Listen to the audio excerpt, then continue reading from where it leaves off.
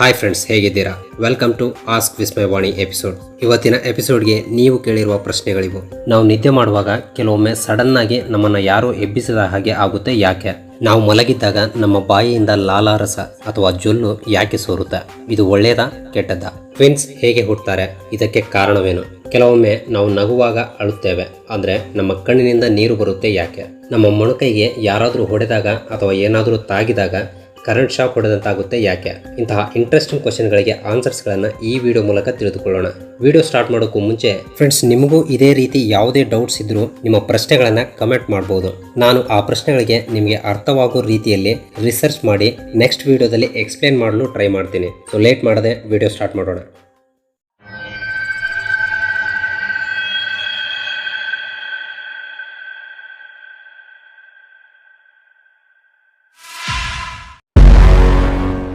Arjun C Gowda ಕೇಳಿದ ಪ್ರಶ್ನೆ, ಕೆಲವೊಮ್ಮೆ ನಾವು ನಗುವಾಗ ಅಳುತ್ತೇವೆ, ಅಂದರೆ ನಮ್ಮ ಕಣ್ಣಿನಿಂದ ನೀರು ಬರುತ್ತೆ. ಯಾಕೆ? ಇದನ್ನ ಎರಡು ರೀತಿಯಲ್ಲಿ ಹೇಳ್ಬೋದು. ಒಂದು ಸೈಕಾಲಜಿ ಪ್ರಕಾರ, ಇನ್ನೊಂದು ನ್ಯೂರಾಲಜಿ ಪ್ರಕಾರ. ಮೊದಲು ಸೈಕಾಲಜಿ ಪ್ರಕಾರ ಯಾಕೆ ನಗುವಾಗ ಕಣ್ಣೀರು ಬರುತ್ತೋ ನೋಡೋಣ. ನಾವು ಜೋರಾಗಿ ನಕ್ಕಾಗ ನಮ್ಮ ಬ್ರೈನ್ ನಲ್ಲಿ ಲಿಂಬಿಕ್ ಸಿಸ್ಟಮ್ ಆಕ್ಟಿವೇಟ್ ಆಗುತ್ತೆ. ಲಿಂಬಿಕ್ ಸಿಸ್ಟಮ್ ಅಂದ್ರೆ ನಮ್ಮ ಎಮೋಷನ್ಗಳಿಗೆ ಸಂಬಂಧಿಸಿದ ಒಂದು ಭಾಗ.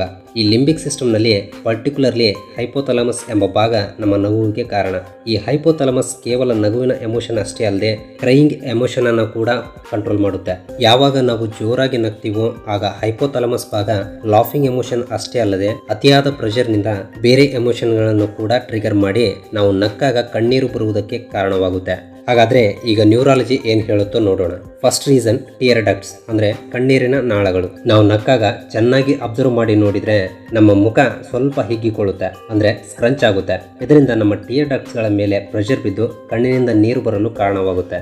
ಸೆಕೆಂಡ್ ರೀಸನ್, PLC ಅಂದ್ರೆ ಪ್ಯಾಥೋಲಾಜಿಕಲ್ ಲಾಫರ್ ಅಂಡ್ ಕ್ರೈಯಿಂಗ್. ಇದು ಒಂದು ರೀತಿಯ ಡಿಸಾರ್ಡರ್. ನಮ್ಮ ಬ್ರೈನ್ ನಲ್ಲಿರುವ ಸೆರೆಬ್ರಲ್ ಕಾರ್ಟೆಕ್ಸ್ ನಿಂದ ಕಣ್ಣಿಗೆ ಇರುವ ಕನೆಕ್ಷನ್ ನಲ್ಲಿ ಯಾವುದಾದ್ರೂ ಡ್ಯಾಮೇಜ್ ಆಗಿರುವುದರಿಂದ ಈ ಡಿಸಾರ್ಡರ್ ಎಂಬುದು ಬರುತ್ತೆ. ಒಂದು ವೇಳೆ ನಿಮಗೆ ನಕ್ಕಾಗೆಲ್ಲ ಕಣ್ಣಿನಿಂದ ನೀರು ಬರ್ತಾ ಇದ್ರೆ ನಿಮ್ಮ ಲಿಂಬಿಕ್ ಸಿಸ್ಟಮ್ ಜೊತೆ ಅಂದ್ರೆ ಅದರಲ್ಲಿರುವ ಕ್ರೈಯಿಂಗ್ ಎಮೋಷನ್ ಜೊತೆ ಹೆಚ್ಚು ಕನೆಕ್ಷನ್ ಅನ್ನ ಹೊಂದಿರುತ್ತೆ. ಆದ್ದರಿಂದ ನಕ್ಕಾಗ ಕಣ್ಣಿನಿಂದ ನೀರು ಬರುತ್ತೆ.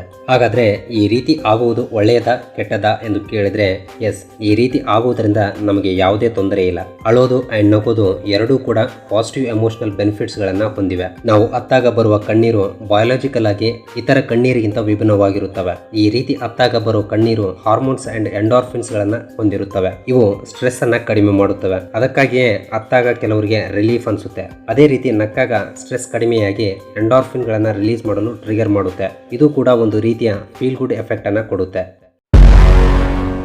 ಶೆಟ್ಟಿ ಕ್ರಿಯೇಷನ್ಸ್ ರವರು ಕೇಳಿರುವ ಪ್ರಶ್ನೆ, ನಮ್ಮ ಮೊಣಕೈಗೆ ಯಾರಾದರೂ ಹೊಡೆದಾಗ ಅಥವಾ ಏನಾದರೂ ತಾಗಿದಾಗ ಕರೆಂಟ್ ಶಾಕ್ ಹೊಡೆದಂತಾಗುತ್ತೆ. ಯಾಕೆ? ಫ್ರೆಂಡ್ಸ್, ನೀವೆಲ್ಲರೂ ಚಿಕ್ಕವರಿದ್ದಾಗ ಅಥವಾ ಯಾವುದೋ ಒಂದು ಸಮಯದಲ್ಲಿ ಈ ರೀತಿಯ ಶಾಕ್ ಅನ್ನ ಅನುಭವಿಸಿಯೇ ಇರ್ತೀರಾ. ಈ ರೀತಿ ಮೊಣಕೈಗೆ ಯಾರಾದರೂ ಹೊಡೆದಾಗ ನಮ್ಮ ಮೊಣಕೈ ಜುಮ್ಮೆನಿಸಿ ಇದ್ದಕ್ಕಿದ್ದಂತೆ 100 ಮಿಲಿಯನ್ ವೋಲ್ಟ್ ಕರೆಂಟ್ ನಮ್ಮ ಕೈ ಮೂಲಕ ಫ್ಲೋ ಆದಂತೆ ಆಗುತ್ತೆ. ಸಾಮಾನ್ಯವಾಗಿ ಇದು 1-2 ನಿಮಿಷಗಳು ಮಾತ್ರ ಇರುತ್ತೆ. ಆದ್ರೆ ಈ ಶಾಕ್ ಹೋಗದೆ ಹಾಗೇ ಇದ್ರೆ ನೀವು ಖಂಡಿತ ಡಾಕ್ಟರ್ಸ್ ಅನ್ನ ಸಂಪರ್ಕಿಸಲೇಬೇಕು. ಹಾಗಾದ್ರೆ ಈ ಸ್ಟ್ರೇಂಜ್ ಸೆನ್ಸೇಷನ್ ಗೆ ಕಾರಣವೇನು ಎಂಬುದನ್ನು ತಿಳಿಯೋಣ ಬನ್ನಿ. ನಮ್ಮ ಮೊಣಕೈ ಕೆಳಗೆ ಇರುವ ಮೂಳೆಯನ್ನ ಫನ್ನಿ ಬೋನ್ ಎಂದು ಕರೀತಾರೆ. ಆದ್ರೆ ಇದು ಬೋನ್ ಅಲ್ಲ, ಅದು ಒಂದು ನರ. ಇದರ ಹೆಸರು ಅಲ್ನರ್ ನರ್ವ್. ಇದು ನಮ್ಮ ತೋಳಿನ ಹಿಂಭಾಗದಲ್ಲಿ ಅಂದ್ರೆ ಟ್ರೈಸಿಪ್ ಸ್ನಾಯುಗಳು ಇರುವ ಜಾಗದಲ್ಲಿ ಮತ್ತು ಮೊಣಕೈ ಒಳಭಾಗದ ಸುತ್ತ ಅಂಡ್ 4 ಆರ್ಮ್ಸ್ ವರೆಗೆ ಇರುತ್ತೆ. ಇದು ನಮ್ಮ ತೋಳಿನಲ್ಲಿರುವ 3 ಪ್ರಮುಖ ನರಗಳಲ್ಲಿ ಒಂದು. ಇದು ತುಂಬಾ ಉದ್ದವಾಗಿರುವುದರಿಂದ ಅನೇಕ ಬ್ರಾಂಚಸ್ ಗಳಿಂದ ತುಂಬಿಕೊಂಡಿರುತ್ತೆ. ಈ ನರವನ್ನ ನಮ್ಮ ದೇಹದ ಉಳಿದ ನರಗಳಂತೆ ಮೂಳೆ ಸ್ನಾಯುಗಳು ಅಥವಾ ಲಿಗಮೆಂಟ್ಸ್ ಅಂದ್ರೆ ಅಸ್ಥಿರಜ್ಜುಗಳು ರಕ್ಷಿಸುತ್ತವೆ. ಆದ್ರೆ ಈ ನರ ನಮ್ಮ ಮೊಣಕೈಯನ್ನ ಹಾದು ಹೋಗುವಾಗ ಕ್ಯೂಬಿಟಲ್ ಟನಲ್ ಎಂಬ ಚಾನಲ್ ಮೂಲಕ ಹಾದು ಹೋಗುತ್ತೆ. ಅಂಡ್ ಈ ಜಾಗದಲ್ಲಿ ಆ ನರವನ್ನ ಕೇವಲ ಸ್ಕಿನ್ ಅಂಡ್ ಫ್ಯಾಟ್ ಮಾತ್ರ ಪ್ರೊಟೆಕ್ಟ್ ಮಾಡ್ತಾ ಇರುತ್ತವೆ. ಈ ಕ್ಯೂಬಿಟಲ್ ಟನಲ್ ಮೀಡಿಯಲ್ ಎಪಿಕಾಂಡಿಲ್ ಎಂದು ಕರೆಯುವ ಎಲುಬಿನ ಬಂಪ್ ಮೂಲಕ ಹಾದು ಹೋಗುತ್ತೆ. ಈ ಮೀಡಿಯಲ್ ಎಪಿಕಾಂಡಿಲ್ ಮೂಲಕ ನರವು ಚಲಿಸುವ ಸ್ಥಳವನ್ನೇ ಫನ್ನಿ ಬೋನ್ ಎಂದು ಕರೀತಾರೆ. ಸೊ ಈ ಜಾಗದಲ್ಲಿ ಅಂದ್ರೆ ಈ ಫನ್ನಿ ಬೋನ್ ಅನ್ನ ನಾವು ಹೊಡೆದಾಗ ಅದರಲ್ಲಿರುವ ಅಲ್ನರ್ ನರ ವೈಬ್ರೇಟ್ ಆಗಿ ನಮಗೆ ಶಾಕ್ ಕೊಟ್ಟಂತೆ ಆಗುತ್ತೆ. ಫ್ರೆಂಡ್ಸ್, ಮುಂದಿನ ವಿಷಯಕ್ಕೆ ಹೋಗೋಕ್ಕೂ ಮುಂಚೆ ನನ್ನದೊಂದು ಸಣ್ಣ ರಿಕ್ವೆಸ್ಟ್. ಈ ಎಲ್ಲ ಇನ್ಫಾರ್ಮೇಷನ್ ಅನ್ನ ಗ್ಯಾದರ್ ಮಾಡಿ ಎಡಿಟ್ ಮಾಡಿ ವಿಡಿಯೋ ಮಾಡಲು ನನಗೆ ತುಂಬಾನೇ ಟೈಮ್ ಹಿಡಿಯುತ್ತೆ. ನಾನು ಇಷ್ಟು ಕಷ್ಟಪಟ್ಟು ವಿಡಿಯೋ ಮಾಡ್ತಾ ಇರೋದು ನಿಮ್ಮ ಲವ್ ಅಂಡ್ ಸಪೋರ್ಟ್ಗಾಗಿ. ಸೊ ನೀವು ನಮ್ಮ ಚಾನಲ್ನ ಸಬ್ಸ್ಕ್ರೈಬ್ ಮಾಡಿ ನಮ್ಮನ್ನು ಸಪೋರ್ಟ್ ಮಾಡಿ. ಇದರಿಂದ ನಮ್ಮಲ್ಲಿ ಕಾನ್ಫಿಡೆಂಟ್ ಬಂದು ಇನ್ನೂ ಇಂತಹ ಹೆಚ್ಚು ವಿಡಿಯೋಗಳನ್ನು ಮಾಡಲು ಪ್ರೋತ್ಸಾಹಿಸಿದಂತಾಗುತ್ತೆ. ಸೊ ಪ್ಲೀಸ್ ಸಬ್ಸ್ಕ್ರೈಬ್ ಮಾಡಿ, ಸಪೋರ್ಟ್ ಮಾಡಿ. ಲತೀಫ್ ಚುಮ್ಮಿ ಅವರು ಕೇಳಿರುವ ಪ್ರಶ್ನೆ, ಟ್ವಿನ್ಸ್ ಹೇಗೆ ಹುಟ್ಟುತ್ತಾರೆ, ಇದಕ್ಕೆ ಕಾರಣ ಏನು? ಅವಳಿ ಮಕ್ಕಳಿಗೆ ಜನ್ಮ ನೀಡಲು ಬಹಳಷ್ಟು ಜನ ಕಪಲ್ಸ್ ಕನಸು ಕಾಣ್ತಾ ಇರ್ತಾರೆ. ಎಷ್ಟೋ ಅದೃಷ್ಟ ಇದ್ರೆ ಮಾತ್ರ ಅವಳಿ ಮಕ್ಕಳು ಹುಟ್ಟುತ್ತಾರೆ ಎಂದು ಅನ್ಕೊಳ್ತಾರೆ. ಇಷ್ಟಕ್ಕೂ ಅವಳಿ ಮಕ್ಕಳು ಹೇಗೆ ಹುಟ್ಟುತ್ತಾರೆ ಅಂಡ್ ಅದು ಕೂಡ ಕೆಲವರಿಗೆ ಮಾತ್ರ ಯಾಕೆ ಸಾಧ್ಯವಾಗುತ್ತೆ ಎಂಬುದನ್ನ ಈಗ ನೋಡೋಣ. ಟ್ವಿನ್ಸ್ ಅಂದ್ರೆ ತಾಯಿ ಗರ್ಭದಲ್ಲಿ ಇಬ್ಬರು ಒಂದೇ ಸಮಯದಲ್ಲಿ ಅಥವಾ ಕೆಲವು ಸೆಕೆಂಡ್ಸ್ ಗಳ ಗ್ಯಾಪ್ ನಿಂದ ಜನಿಸಿದ್ರೆ ಅವರನ್ನ ಅವಳಿ ಮಕ್ಕಳು ಅಥವಾ ಟ್ವಿನ್ಸ್ ಅಂತಾರೆ. ಇಬ್ಬರು ಗಂಡು ಮಕ್ಕಳು, ಇಬ್ಬರು ಹೆಣ್ಮಕ್ಳು ಅಥವಾ ಒಂದು ಗಂಡು ಇನ್ನೊಂದು ಹೆಣ್ಣು ಹೀಗೆ ಕೂಡಿ ಜನಿಸುತ್ತಾರೆ. ಹೀಗೆ ಜನಿಸುವ ಮಕ್ಕಳು ಇಬ್ಬರು ಒಂದೇ ತರ ಇರ್ತಾರೆ. ಶರೀರ ನಿರ್ಮಾಣ, ಅವರ ಬಣ್ಣ, ಕೂದಲು, ಹೈಟ್ ಹೀಗೆ ಎಲ್ಲವೂ 99% ಒಂದೇ ತರ ಇರುತ್ತವೆ. ಒಂದೇ ರೀತಿ ಇರುವ ಅವಳಿಗಳನ್ನ ಸೈಂಟಿಫಿಕಲಿ ಮೊನೋಜೈಗೋಟಿಕ್ ಟ್ವಿನ್ಸ್ ಎಂದು ಕರೀತಾರೆ. ಅಂಡ್ ಬೇರೆ ಬೇರೆ ಲಕ್ಷಣಗಳಿಂದ ಜನ್ಮಿಸಿದ ಅವಳಿಗಳನ್ನ ಡೈಜೈಗೋಟಿಕ್ ಟ್ವಿನ್ಸ್ ಎಂದು ಕರೀತಾರೆ. ಇಷ್ಟಕ್ಕೂ ಟ್ವಿನ್ಸ್ ಹೇಗೆ ತಯಾರಾಗ್ತಾರೆ ಅಂದ್ರೆ, ಪುರುಷರಲ್ಲಿರುವ ವೀರ್ಯ ಕಣಗಳು ಮಹಿಳೆಯರಲ್ಲಿರುವ ಅಂಡದೊಂದಿಗೆ ಸೇರಿ ಫರ್ಟಿಲೈಸೇಷನ್ ಆಗುವುದರಿಂದಲೇ ಪುನರುತ್ಪತ್ತಿಯಾಗಿ ಪಿಂಡ ಎಂಬುದು ಸೃಷ್ಟಿಯಾಗುತ್ತೆ ಎಂಬುದು ನಮಗೆಲ್ಲ ಗೊತ್ತಿರೋ ವಿಷಯ.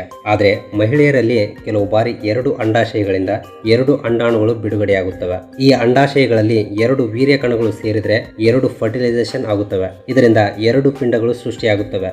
ಆ 2 ಪಿಂಡಗಳಿಂದಲೇ ಟ್ವಿನ್ಸ್ ಜನಿಸುತ್ತಾರೆ.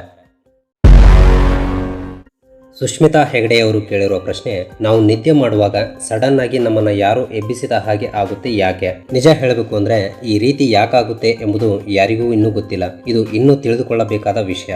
ಬಟ್ ರಿಸರ್ಚರ್ಸ್ ಹೇಳುವ ಪ್ರಕಾರ ಹೆಲ್ದಿಯಾಗಿರುವ ವ್ಯಕ್ತಿಗಳೇ ಈ ರೀತಿ ಎಕ್ಸ್ಪೀರಿಯನ್ಸ್ ಆಗ್ತಾರೆ ಎಂದು. ಇದನ್ನ ಹಿಪ್ನಿಕ್ ಜರ್ಕ್ ಎಂದು ಕರೀತಾರೆ. ಈ ಹಿಪ್ನಿಕ್ ಜರ್ಕ್ ಅನ್ನ ಒಮ್ಮೆ ಆದ್ರೂ ನೀವೆಲ್ಲರೂ ಅನುಭವಿಸಿಯೇ ಇರ್ತೀರಾ. ಸಡನ್ ಆಗಿ ಇದ್ದಕ್ಕಿದ್ದಂತೆ ಎಚ್ಚರವಾಗುವುದು, ಯಾರೋ ಕೈ ಹಿಡಿದು ಎಬ್ಬಿಸುವ ಹಾಗೆ ಆಗಿರುತ್ತೆ. ಇದು ಹೇಗಿರುತ್ತೆ ಅಂದ್ರೆ, ಒಂದು ಕ್ಷಣ ನಾವು ಅತಿ ಎತ್ತರದ ಕಟ್ಟಡದಿಂದ ಬೀಳುತ್ತಿರುವಾಗ ಆಗುವ ಭಯ ಎಷ್ಟಿರುತ್ತೋ ಅಷ್ಟು ಭಯದಿಂದ ಎಚ್ಚರವಾಗುತ್ತೆ. ಎದ್ದು ನೋಡಿದ್ರೆ ಏನೂ ಇರಲ್ಲ. ಇದು ಎಲ್ಲರಲ್ಲೂ ಇರುವ ಕಾಮನ್ ಪ್ರಾಬ್ಲಮ್. ಒಂದು ಸಂಶೋಧನೆ ಪ್ರಕಾರ 70% ಜನ ಈ ಹಿಪ್ನಿಕ್ ಜರ್ಕ್ ಅನ್ನ ಅನುಭವಿಸಿರ್ತಾರಂತೆ. ಈ ಹಿಪ್ನಿಕ್ ಜರ್ಕ್ಸ್ ಅನ್ನ ಕೆಲವೊಮ್ಮೆ ಟ್ವಿಚಸ್, ನೈಟ್ ಸ್ಟಾರ್ಟ್ಸ್ ಅಥವಾ ಮಯೋಟೋನಿಕ್ ಜರ್ಕ್ಸ್ ಅಂತ ಕೂಡ ಕರೀತಾರೆ. ಇದನ್ನ ಹೇಗಾದ್ರೂ ಕರೀಲಿ, ಬಟ್ ಈ ಕಂಡೀಷನ್ ಅಷ್ಟೊಂದು ಸೀರಿಯಸ್ ಏನೂ ಅಲ್ಲ. ಇದರಿಂದ ಯಾವುದೇ ತೊಂದರೆಗಳಾಗಲಿ ಸೈಡ್ ಎಫೆಕ್ಟ್ಸ್ ಆಗಲಿ ಬರಲ್ಲ. ಬಟ್ ಈ ರೀತಿ ಯಾಕಾಗುತ್ತೋ ಎಂದು ರಿಸರ್ಚರ್ಸ್ ಕೆಲವು ಥಿಯರೀಸ್ ಗಳನ್ನ ಹೇಳ್ತಾ ಇರ್ತಾರೆ. ನಮ್ಮ ಆಘಾತಕಾರಿ ಪ್ರಕ್ರಿಯೆಯನ್ನ ನಿಯಂತ್ರಿಸುವ ಮೆದುಳಿನ ಅದೇ ಭಾಗದಲ್ಲಿ ಹಿಪ್ನಿಕ್ ಜರ್ಕ್ಸ್ ಅಂಡ್ ಬೇರೆ ರೀತಿಯ ಮಯೋಡೋನಸ್ ಸ್ಟಾರ್ಟ್ ಆಗುತ್ತವೆ. ನಾವು ನಿದ್ದೆ ಮಾಡುವಾಗ ನಮ್ಮ ಬ್ರೈನ್ ನಲ್ಲಿ ರೆಟಿಕ್ಯುಲರ್ ಬ್ರೈನ್ ಸ್ಟೆಮ್ ನರಗಳ ನಡುವೆ ಕೆಲವೊಮ್ಮೆ ಮಿಸ್ಫೈರ್ ಆಗುವುದರಿಂದ ಈ ಹಿಪ್ನಿಕ್ ಜರ್ಕ್ಸ್ ಆಗುತ್ತವೆ ಎಂದು ರಿಸರ್ಚರ್ಸ್ ಹೇಳ್ತಾರೆ. ಫಾರ್ ಎಕ್ಸಾಂಪಲ್, ನೀವು ನಿದ್ರಿಸುವಾಗ ನಿಮ್ಮ ಮಸಲ್ಸ್ ಎಲ್ಲ ಕಂಪ್ಲೀಟ್ ರಿಲ್ಯಾಕ್ಸ್ ಸ್ಟೇಜ್ ನಲ್ಲಿ ಇರುತ್ತವೆ. ಇಂತಹ ಸಮಯದಲ್ಲಿ ನಮ್ಮ ಬ್ರೈನ್ ನಾವು ನಿಜವಾಗಿ ಮೇಲಿನಿಂದ ಬೀಳ್ತಾ ಇದೀವಿ ಎಂದು ತಪ್ಪಾಗಿ ಭಾವಿಸುತ್ತೆ. ಇದರಿಂದ ನಮ್ಮ ಸ್ನಾಯುಗಳು ನಮಗೆ ಗೊತ್ತಾಗದೆ ಸೆಳೆಯುವುದರಿಂದ ಸಡನ್ ಆಗಿ ಎಚ್ಚರವಾಗುತ್ತೆ. ಕೆಲವೊಮ್ಮೆ ಈ ಹಿಪ್ನಿಕ್ ಜರ್ಕ್ಸ್ ನಮಗೆ ಬೀಳುವ ಕನಸಿನ ಮೂಲಕ ಕೂಡ ಆಗುತ್ತೆ. ಒಂದು ವೇಳೆ ಈ ಆನ್ಸರ್ ನಿಮಗೆ ಅರ್ಥವಾಗದಿದ್ರೆ ವಿಡಿಯೋವನ್ನು ರಿವೈಂಡ್ ಮಾಡಿ ಮತ್ತೆ ನೋಡಿ. ಕವಿತಾ BM ರವರು ಕೇಳಿರುವ ಪ್ರಶ್ನೆ, ನಾವು ಮಲಗಿದ್ದಾಗ ನಮ್ಮ ಬಾಯಿಯಿಂದ ಲಾಲಾರಸ ಅಥವಾ ಜೊಲ್ಲು ಸೋರುತ್ತೆ, ಯಾಕೆ? ಇದು ಒಳ್ಳೆಯದ ಕೆಟ್ಟದ್ದ? ಈ ರೀತಿ ಮಲಗಿದ್ದಾಗ ಜೊಲ್ಲು ಅಥವಾ ಲಾಲಾರಸ ಬಾಯಿಯಿಂದ ಹೊರಗೆ ಬರೋದು ಪ್ರತಿಯೊಬ್ಬರಲ್ಲೂ ಕಾಮನ್ ವಿಷಯ. ಇದರಿಂದ ಯಾವುದೇ ಅಪಾಯವಿಲ್ಲ ಅಂಡ್ ಹೆಲ್ತ್ ಇಶ್ಯೂಸ್ ಕೂಡ ಇರಲ್ಲ. ನಾವೆಲ್ಲರೂ ಬೆಳಗ್ಗೆ ಎದ್ದ ತಕ್ಷಣ ಮಾಡೋ ಕೆಲಸ ನಮ್ಮ ಬಾಯಿಯನ್ನ ಒರೆಸಿಕೊಳ್ಳೋದು. ಅಂಡ್ ಕೆಲವರಂತೂ ತಮ್ಮ ದಿಂಡುಗಳನ್ನೇ ಒದ್ದೆ ಮಾಡಿರ್ತಾರೆ.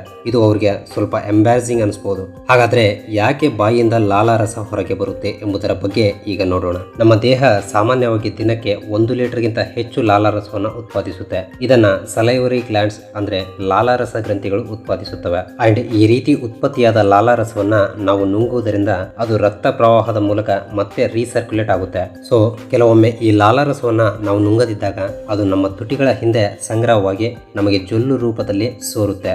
ರಾತ್ರಿ ಹೊತ್ತಿನಲ್ಲೇ ಜಾಸ್ತಿ ಯಾಕೆ ಸೋರುತ್ತೆ ಅಂದ್ರೆ ಅದಕ್ಕೆ ಬಹಳ ರೀಸನ್ಸ್ ಇವೆ. ನಂಬರ್ 1, ತೆರೆದ ಬಾಯಿ, ಓಪನ್ ಮೌತ್. ನಾವು ನಿದ್ದೆ ಮಾಡುವಾಗ ನಮ್ಮ ಸ್ನಾಯುಗಳು ಎಸ್ಪೆಷಲಿ REM ಸ್ಲೀಪ್ ನಲ್ಲಿ ವಿಶ್ರಾಂತಿ ಪಡೆಯುತ್ತಿರುತ್ತವೆ ಅಂಡ್ ಈ ಸಮಯದಲ್ಲಿ ನಮ್ಮ ಬಾಯಿ ತೆರೆದುಕೊಳ್ಳುವ ಅವಕಾಶವಿರುತ್ತೆ.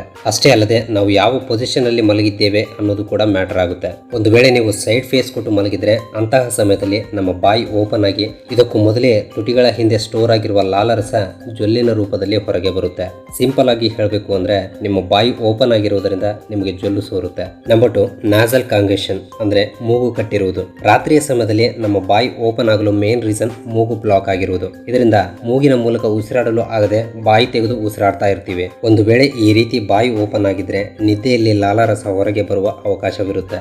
ಹಾಗಾದ್ರೆ ಇದಕ್ಕೆ ಏನಾದರೂ ಚಿಕಿತ್ಸೆ ಇರುತ್ತಾ ಅಂದ್ರೆ ಸಾಮಾನ್ಯವಾಗಿ ನಿದ್ದೆಯಲ್ಲಿ ಜೊಲ್ಲು ಸೋರುವುದಕ್ಕೆ ಚಿಕಿತ್ಸೆ ನೀಡುವುದು ಅನಿವಾರ್ಯವೇನಲ್ಲ. ಇದು ಬಹಳ ರೇರ್ ಆಗಿ ಆಗುವುದರಿಂದ ನಿಮಗೆ ಮುಜುಗರ ಅನಿಸಬಹುದು. ಆದ್ರೆ ಇದಕ್ಕೆ ಯಾವುದೇ ಚಿಕಿತ್ಸೆ ಬೇಕಾಗಿಲ್ಲ. ಇದರಿಂದ ನಿಮ್ಮ ಹೆಲ್ತ್ಗೆ ಯಾವುದೇ ಪ್ರಾಬ್ಲಮ್ ಬರಲ್ಲ. That's all for today friends. ನಿಮಗೂ ಇದೇ ರೀತಿ ಯಾವುದೇ ಡೌಟ್ಸ್ ಇದ್ರೂ ಕೂಡ ಕಮೆಂಟ್ ಮಾಡಿ ತಿಳಿಸಿ. ನಾನು ನಿಮ್ಮ ಪ್ರಶ್ನೆಗೆ ಉತ್ತರ ನೀಡಲು ಆದಷ್ಟು ಪ್ರಯತ್ನಿಸುತ್ತೇನೆ. ಅಂಡ್ ಈ ವಿಡಿಯೋ ನಿಮಗೆ ಇಷ್ಟವಾಗಿದ್ರೆ ಒಂದು ಸಣ್ಣ ಲೈಕ್ ಕೊಟ್ಟು ನಿಮ್ಮ ಫ್ರೆಂಡ್ಸ್ ಅಂಡ್ ಫ್ಯಾಮಿಲಿ ಜೊತೆ ಶೇರ್ ಮಾಡಿ. ಇಂತಹ ಇಂಟ್ರೆಸ್ಟಿಂಗ್ ಕಂಟೆಂಟ್ ಗಳನ್ನ ನೀವು ಮಿಸ್ ಆಗಬಾರ್ದು ಅನ್ಕೊಂಡ್ರೆ ನಮ್ಮ ಚಾನಲ್ ನ ಸಬ್ಸ್ಕ್ರೈಬ್ ಮಾಡಿ, ಪಕ್ಕದಲ್ಲಿರುವ ಬೆಲ್ ಐಕನ್ ಅನ್ನ ಪ್ರೆಸ್ ಮಾಡಿ ನೋಟಿಫಿಕೇಶನ್ ಅನ್ನ ಆನ್ ಮಾಡ್ಕೊಳ್ಳಿ. ಅಂಡ್ ಈ ವಿಡಿಯೋವನ್ನ ಕೊನೆಯವರೆಗೂ ನೋಡಿದ್ದಕ್ಕೆ ಥ್ಯಾಂಕ್ ಯು ಸೋ ಮಚ್.